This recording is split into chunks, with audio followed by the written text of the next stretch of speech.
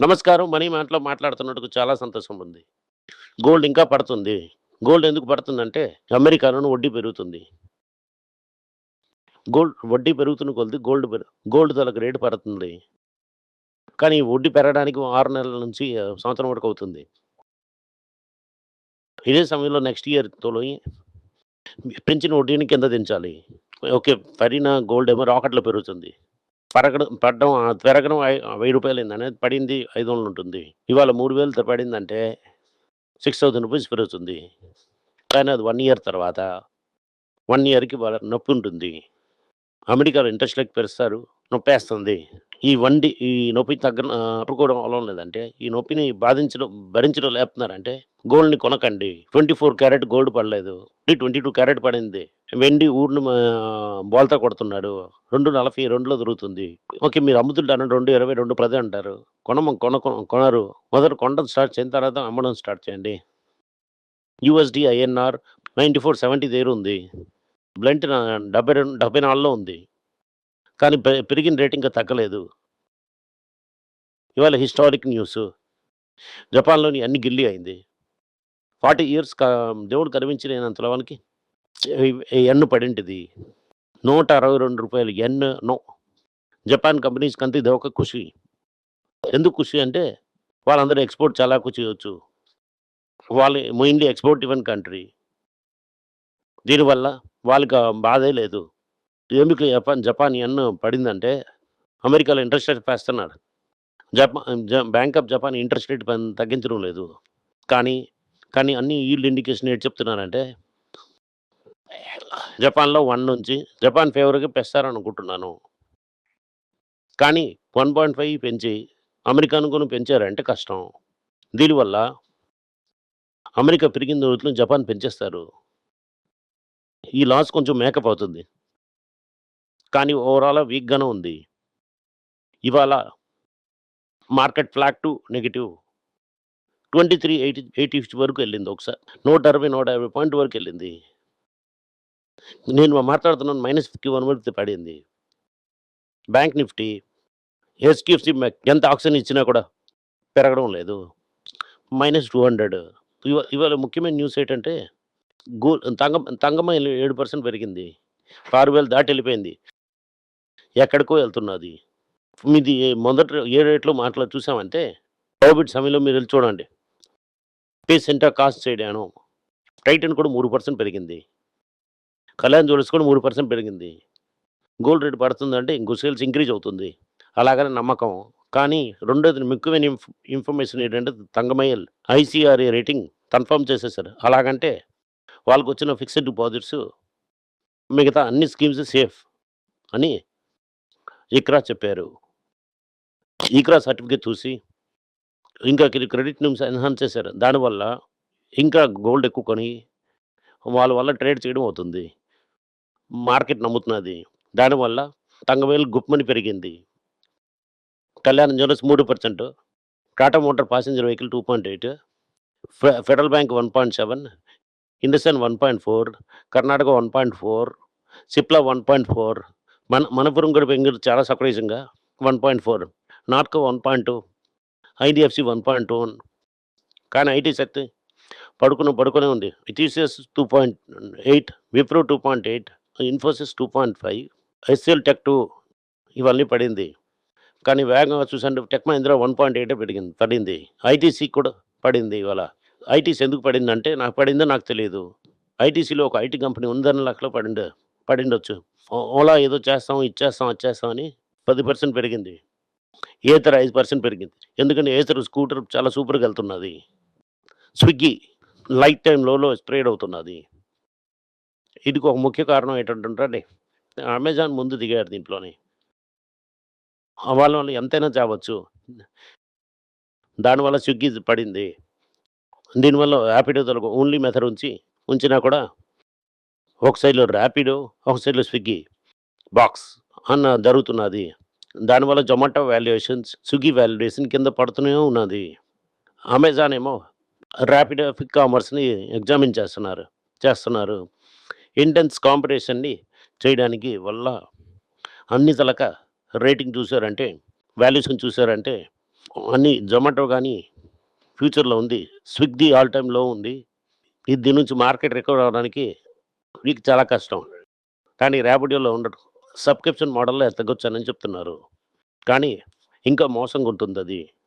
South కొరియాలోనే $570 billion ఒక AI ఉంచి investor grant ready చేస్తున్నాడు. తైవాన్‌లో ఉన్న చిప్ ప్లాంట్‌ని బోల్తా కొట్టించి వరల్డ్‌కి టెక్ ఇండస్ట్రీలో సెమీకండక్టర్ చీఫ్‌గా మారాలని ఆళ్ళు ట్రై చేస్తున్నారు. సాఫ్ట్‌వేర్ ఇండస్ట్రీలోని 2 సైడ్‌లు కొడుతూనే ఉన్నారు. ఖర్చని చేయడం వల్ల ఒక 1.5 లాక్ పీపుల్‌కి జాబులెళ్ళిపోయాయి. కేవలం ఇండియాలో మొత్తం ఇది ఇండియన్ గ్లోబల్‌కెళ్ళింది. నెక్స్ట్ ఇయర్ ఇంకా ఇండియాను కొట్టడానికి కష్టంగా ఉంటుంది. ట్రిపుల్ సిపి ఏం చెప్పిందంటే, ఓన్లీ మన టెక్ మహీంద్రాని కట్టుబడి చేసి, టెక్ మహీంద్రాకి సొల్యూషన్ ఆఫర్ చేస్తున్నారు. అలాగని చెప్తున్నారు. యూఎస్ సుప్రీం కోర్ట్ ఏం చెప్తుందంటే, వీసా దేనికి ఇప్పుడు చెయ్యటం అవ్వదు.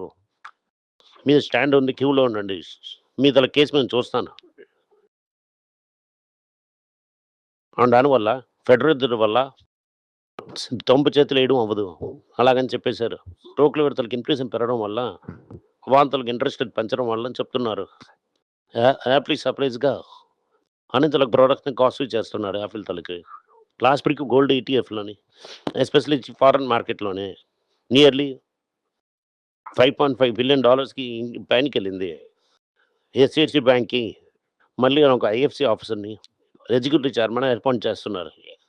వాళ్ళు పార్ట్ టైమ్ ఎగ్జిక్యూటివ్ చైర్మన్. ఈయనకి ఈ రోజు కూడా తన పేరు ఉంది రాజీవ్ కుమార్. టీసీఎస్ $1 బిలియన్ ఎక్స్‌పోర్ట్‌కి పై కంట్రీకి ఎక్స్‌పోర్ట్ చేస్తున్నారు. స్మిల్డ్ అగ్రికల్చరల్ ఫార్మ్స్, అగ్రికల్చర్ ఇన్పుట్స్ మెయిన్‌గా వెళ్తున్నది. జైడస్ ఎక్స్ట్రాలింక్ దీన్ని ఎక్వైర్ చేయడానికి డేట్ సెప్టెంబర్ వరకు ఎక్స్‌టెన్షన్ చేశారు.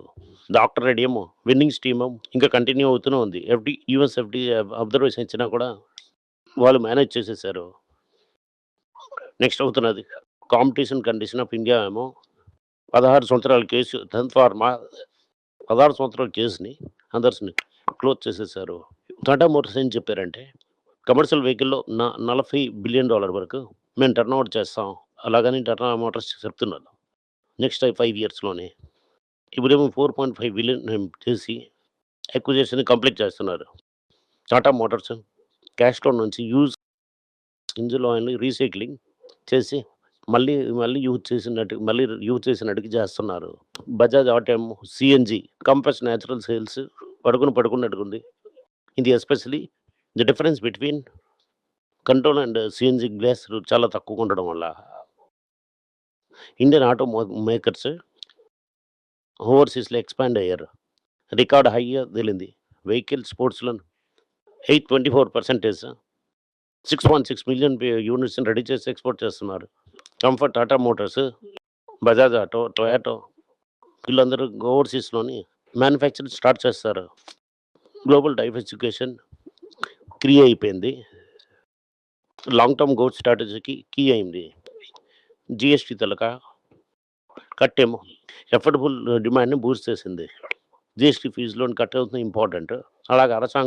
అలాగని అరసాంగం చెప్తున్నది.